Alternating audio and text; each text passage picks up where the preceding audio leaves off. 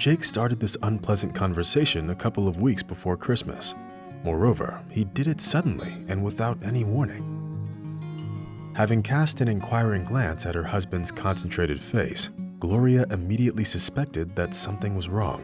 The woman approached her husband sympathetically, but he pulled back and said, "Gloria, we need to break up. I met another woman, and we love each other, and we want to be together." At first, the woman was confused and thought that she must have misheard her husband, and that everything she thought she had just heard was just a figment of her imagination. But Jake's face said otherwise. Gloria knew her husband well enough to be able to tell when he was lying and when he was telling the truth. "So, are you leaving right now? What about the children? What am I going to say to Ryan and Josh?" exclaimed the woman, who needed some time to come around to the idea of getting a divorce. "What about the children? They're adults now. Ryan is serving in the army, and Josh is at college. They will understand," Jake replied with ostentatious indifference. Tears welled up in Gloria's eyes. The woman realized that in an instant, her family life had collapsed. Meanwhile, Jake slowly got dressed and went out the door without even saying goodbye.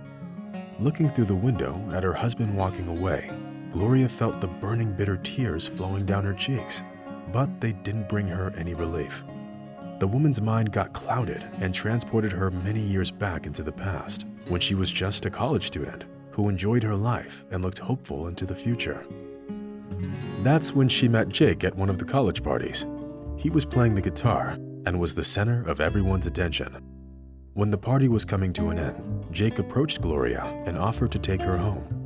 The woman was shy at first, but then, looking into Jake's radiant sky blue eyes, she agreed. On the way to Gloria's house, the young people got to talking and felt mutual feelings for each other. Then, under the light of a street lamp, they kissed for the first time, laying the foundation for their future relationship. Their romance developed quickly and passionately, and all their friends were sure that there was soon going to be a wedding. And soon, Gloria found out that she was pregnant. The woman quit college to focus on her family, abandoning all hopes of becoming an engineer. With the birth of Ryan, their first child, the life of the young couple changed completely. Now, they had to deal with many new problems. And 3 years later, their younger son, Josh, was born. Time passed quickly. Jack worked a lot, and his wife devoted all her time to raising their kids and taking care of the family. Moreover, Gloria always treated her husband with understanding, supporting him in all his endeavors. It was thanks to her advice that Jake quickly climbed the corporate ladder and became an indispensable employee at the trading company. But about 6 months ago, Gloria started noticing changes in his behavior. It all started when Jake began to pay even more attention to his looks, admiring his reflection in the mirror for a long time. Then, one day, as Gloria was doing laundry, she noticed a trace of lipstick on the collar of Jake's shirt. It was the first time in so many years of their marriage that something like this had happened. Feeling betrayed, the woman cried softly, realizing that it was only the beginning.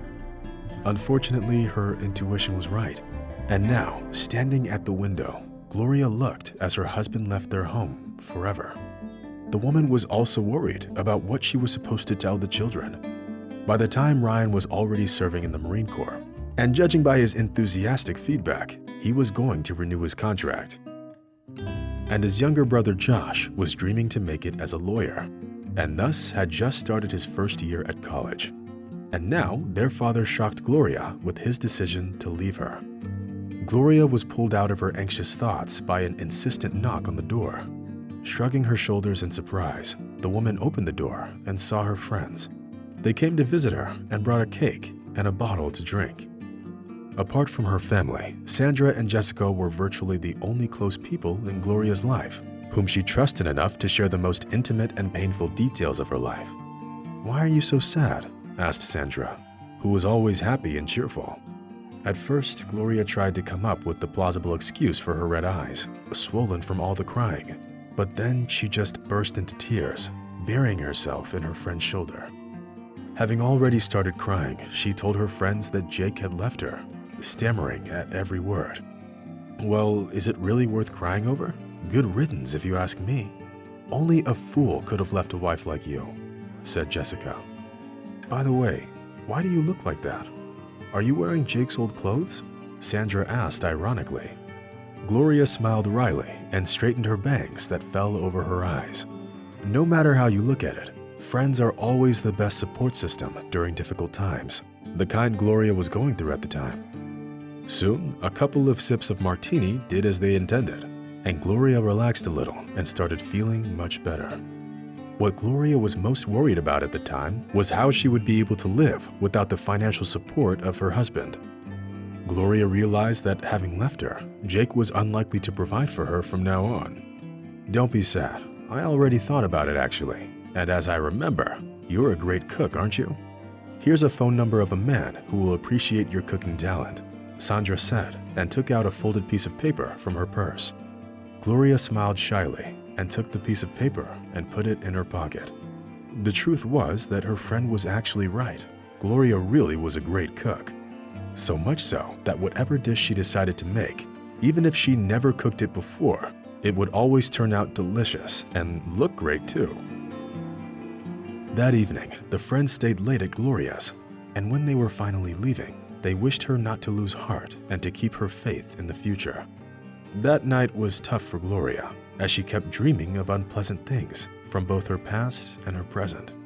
In the morning, the woman decided not to waste time and called the number she got from her friend Sandra. To her surprise, the man on the other side of the line picked up the phone only after a few rings and had a very pleasant voice.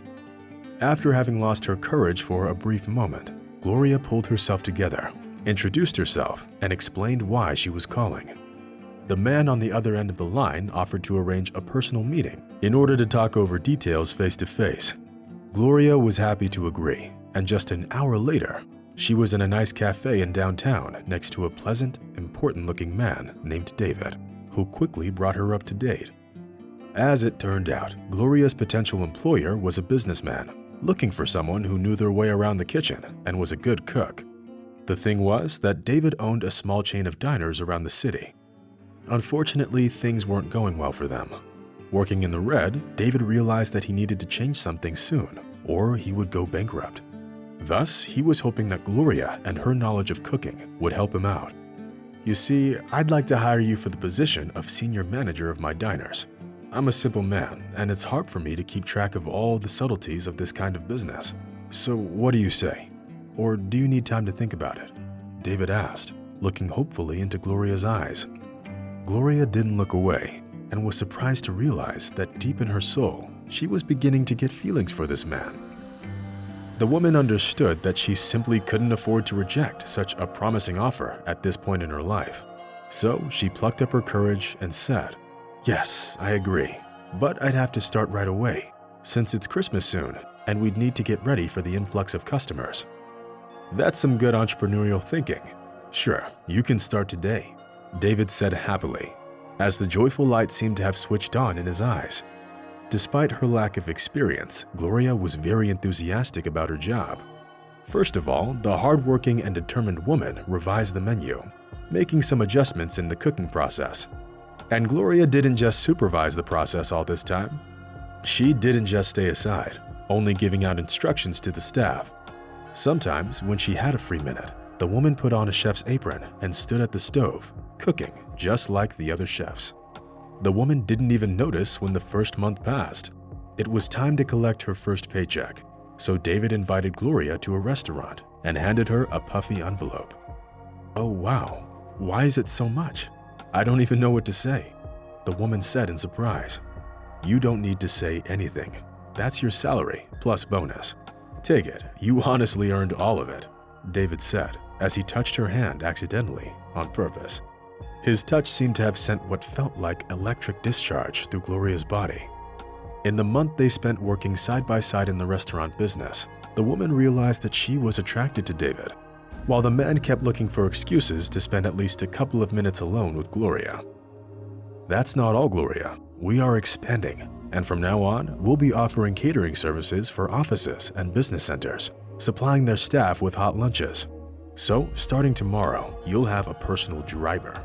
Since there will be a lot of work and you won't be able to walk around all the time, David announced and smiled radiantly. Gloria was beyond happy.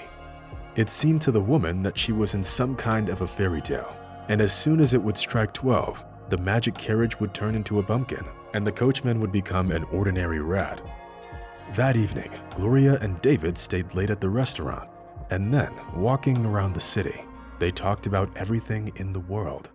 And when it was time to say goodbye, David hugged his companion and whispered in her ear, "I love you." Gloria blushed in embarrassment, and instead of answering, gently kissed David on the cheek. That was the night they started dating. Gloria's youngest son Josh approved of his mother's choice and didn't see David as an enemy. Meanwhile, Ryan learned about the changes in the life of his beloved mother and decided not to renew his contract just yet. However, all these changes eventually brought Gloria true happiness. After all, what else could she dream of? She had a man she loved and who loved her, and 2 great sons. One day, Gloria came home from the supermarket with Josh and Ryan and saw Jake standing at the door to her house. The ex-husband stood with his head down, guiltily staring at his shoes. As it turned out, his new girlfriend Emma turned out to be a rather annoying and unkind person. She was 10 years younger than Jake, and all she was interested in was shopping and going out. It took Jake too long to realize that he would quickly lose all his savings with this kind of woman.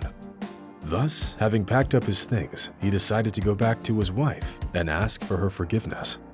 To the surprise of the unfortunate ex-husband, Gloria reacted to his visit with cold indifference, and her sons showed nothing but contempt for their father. And when Jake tried to explain himself, Ryan took him aside and said, "Go back to where you came from. You betrayed Mom. You betrayed me and my brother.